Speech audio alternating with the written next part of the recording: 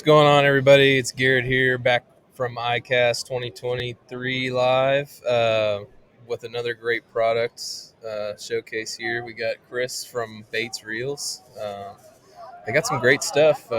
Chris, how you doing today? Doing good, man. Yeah. Yeah, we appreciate that. We've been getting a lot of good feedback at the show, and Yeah, I mean, we obviously think that we make a good product and have for a while, but it's nice when other people start seeing and saying the same thing. You start getting that recognition Yeah. across the board and all that stuff. So, Yeah, for sure.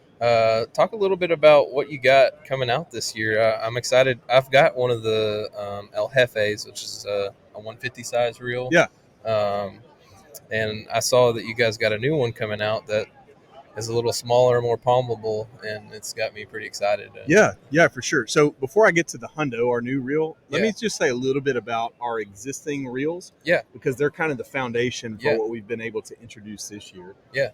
So for those that don't know, we're Bates Fishing Company. We're out of the Dallas area in Texas, and we're a reel manufacturer. We manufacture, for now, low profile bait casting reels. Yeah. We have a huge crossover market where a lot of our customers and anglers, especially in the Texas region, they're fishing bass tournaments on the weekend, and primarily fishing freshwater systems. Yeah. And then, a couple times a summer or whatever throughout the year, they'll go down the coast and Start use all their saltwater same system. gear. So we wanted to manufacture something that kind of fit the whole bill. Right? Yeah.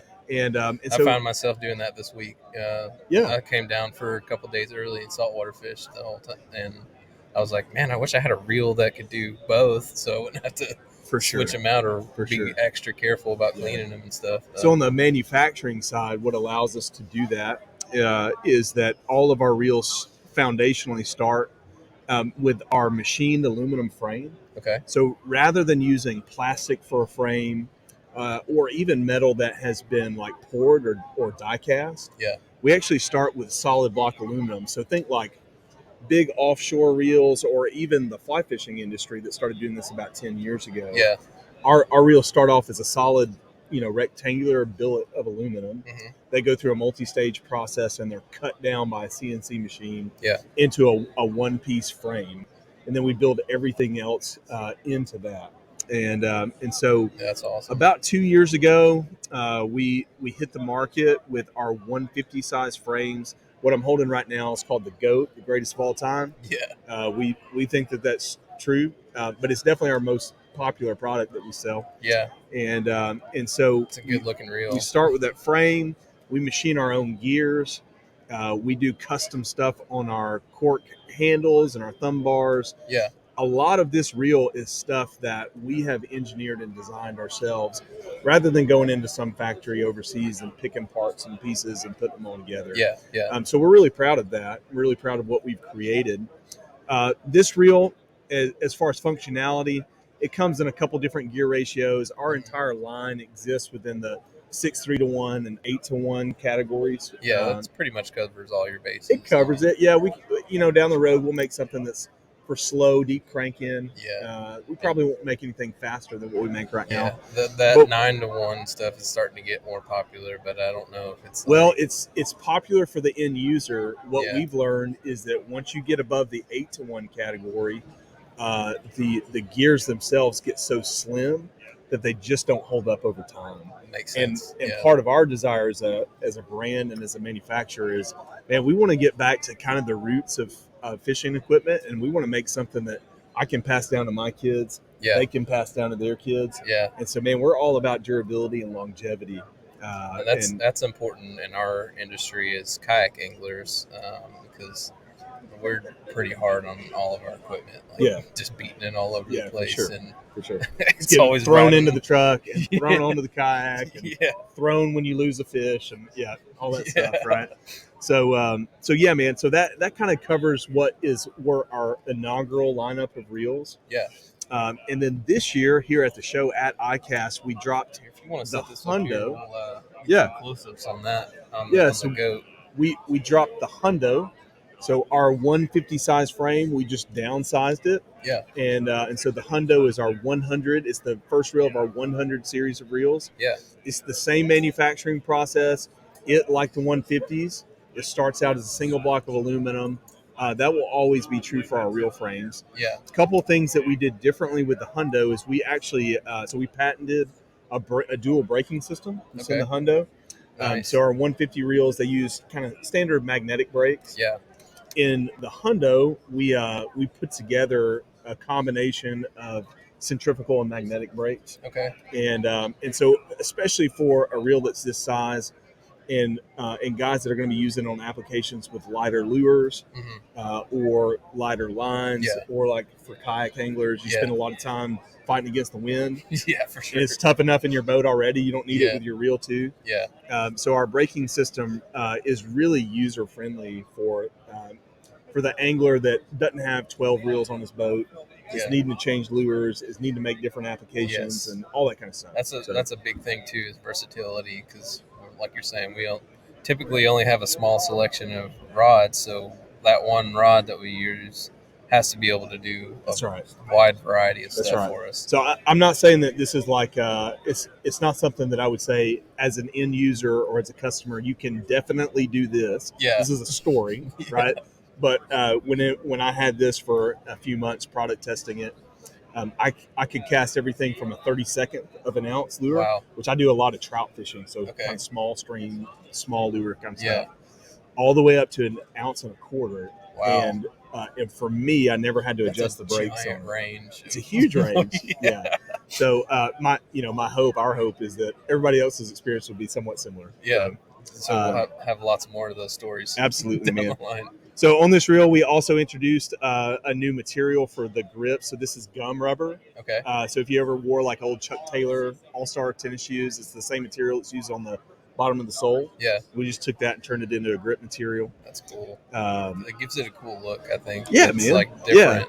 And it has a little bit of a different tacky vibe than some of your more widely used grip materials. Yeah, so that just feels so good in the hands. Yeah, I appreciate that. It's a good looking reel too. I'm going to set it up here so he can take a look at that. So you were saying that there's you guys came out with the new knobs and stuff. Is there anything else about it that was? I think we talked a little bit about the being able to customize it. So this is not available yet through Baits Fishing, but something else that's new on the Hundo is on the crank arm. So if you turn that reel around so that you can see the screw that's going down into the shaft. So we transitioned our reels from like a capped assembly to that torque screw. Yeah. And so the way that we have that assembled, we've eliminated a lot of the washers and spacers that is typically required there. Yeah. And stripped it down. So when you loosen that torque screw, that pops out, the handle comes off. And so down the road, we're looking at having some aftermarket pieces that will basically take our reels and make them modular or customizable for the end user. Dude, that's awesome. So we'll have different length crank arms, which as a manufacturer, you don't really understand what the customer wants until you get all the negative feedback once products has been released. Like, this one's too small or this one's too big. Yeah, and all that. Yeah. It's like, man, we love that oversized handle. Or it's like, man, I would literally never fish that reel because of that handle. Yeah. And so, man, down the road, we're just going to eliminate that conversation. Yeah. And say like, hey, here's the reel. Yeah. And here are all the options. So you can use an oversized handle. You can use a standard size handle. Yeah. You can change the grip material out. We'll even do the same thing with our spools. So we'll make spools that are different depths and different colors and all that kind of stuff. So. Yeah. So you can get like one or get multiple of the same reel, but then have different spool depths, different handle. That's so you right. don't have to manufacture tons of different. That's right. Lines of reels. So that's a pretty innovative concept. I feel like that's. Yeah, we hope so. One of the other problems it solved is for the tournament anglers. I remember having times where I looked down on my boat and I couldn't remember what line I had on what reel or whatever it was because everything looked exactly the same. Yeah. So you can pop off and like have a knob color. That's different for everything. Or whatever like it is. That's awesome. How do you dial in the braking system on that reel? So you have the centrifugal brake that's connected to the spool. Yeah. That thing is working independently all of the time. Okay. Okay. And then the magnetic brake is what you adjust. So you adjust it the same way that you would adjust Yeah. a standard With the magnetic little, brake. dial on it. That's Yeah. right. And so that as you're adjusting those magnets, they're either getting closer to or further away from the independently operating centrifugal brake. Yeah, gotcha. Yeah. So you're basically adjusting the way that the magnets are acting on the first braking system. Yeah. Yeah. That's awesome. So for now, you guys have all casting reels in your lineup. Is that right? That's correct. Do you guys have any plans for spinning reels, or? We do, yeah. So we hope by this time next year that we've got an entire line of spinning reels to introduce to you. Awesome. We're man, but it's fingers crossed. So we're trying to get there and we're working hard. Yeah. Yeah. Man, well, I appreciate you taking your time to come talk with us about it, your all's Absolutely. products. I really enjoy it. Like I said, I had the Hefe, and I really liked that reel. It's been Good. a Good. workhorse for me. I put it on my flipping stick and do all kinds of stuff with it. Heck yeah, that's awesome. But Well, I'm excited to get my hands on some of those Hondos and start replacing some of my Daiwas for those. Yeah, for sure. Sorry, Iowa. Sorry. Yeah, sorry, I didn't mean to put that plug in there. But yeah, man, I appreciate you taking the time. Absolutely. Thanks for having us on. Yeah, it's a good show. But with that, we'll see you later. We'll be back with some more products.